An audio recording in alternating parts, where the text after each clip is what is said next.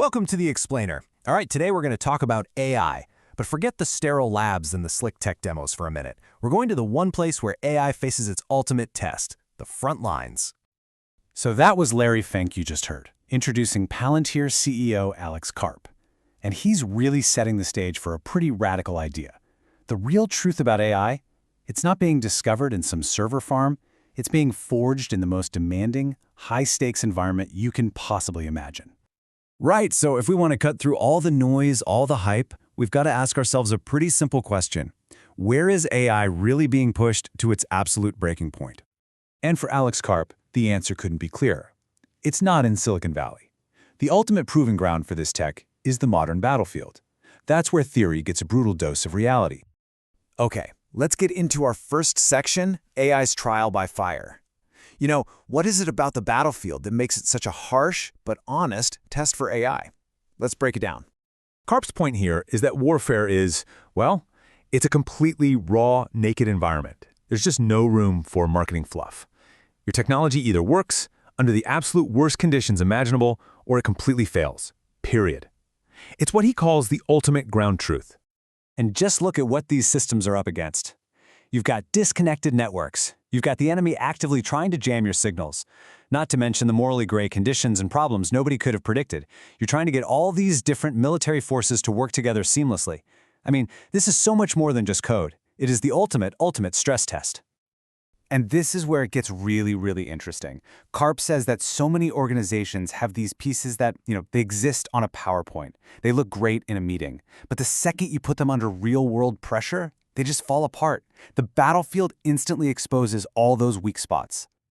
So, okay, that's the military side. But what does any of this have to do with the business world? Well, as it turns out, these battlefield lessons translate almost directly to the commercial world. Let's see how. Karp's argument is that the core problem is basically the same. On the military side, you're trying to sync up data for, say, a drone strike. In the business world, you're sorting data for an insurance claim. You need your organization to work under fire, whether that's literal fire or a market crisis. The end goal? To give your team a unique advantage that no one else can copy. It's about survival, plain and simple. And here's the kicker.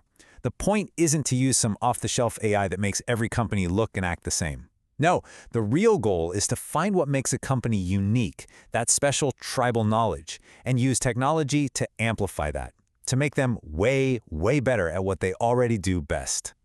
And the impact of this is, well, it's huge. Think about a hospital. Using this kind of approach for something like patient intake can speed up the process by 10 to 15 times. That's not just about saving money, that's about better efficiency, and it could literally save lives. It's a total game changer. All right, so this brings us to a huge topic, the future of work. Because if AI is changing how companies operate, it's definitely going to change what skills we value. And this is a fascinating point. Karp himself has a philosophy degree, and he kind of uses himself as an example here. He's saying, hey, that degree from an elite school, it might be hard to market in the near future. The whole game is shifting away from traditional credentials, from pedigree, and moving towards proven, practical skill. So it's not about the old way, elite degrees and fancy resumes. It's about finding what he calls outlier aptitude.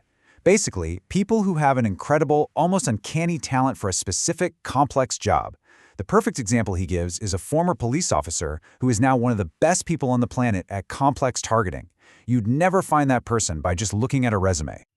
And think about what this means. It means that people with vocational skills, technical skills, the hands-on workers, their value is about to go through the roof. AI is going to empower them, making them truly irreplaceable. Okay, so this isn't just about jobs and companies. This whole shift is creating a new global divide. Let's zoom out and look at the bigger picture, because this is redrawing the map of the world as we know it. What Karp sees is a world splitting in two. You've got the US and China, who are just sprinting ahead, aggressively scaling AI that actually works. And then you have other places that are really struggling to keep up. He's especially worried about Europe. He calls their tech adoption problem serious and very structural. It's not just that they're behind. He's saying there isn't even the political will to face the problem head-on. That's a huge wake-up call. And this all leads us to the final section. And maybe the biggest idea of all, the great reality check. What if AI is basically an unstoppable force for radical, brutal honesty? Karp has a name for this: market value honesty.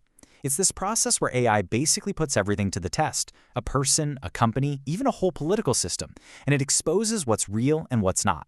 It strips away all the talk, all the excuses, and just shows you what can actually bear the load.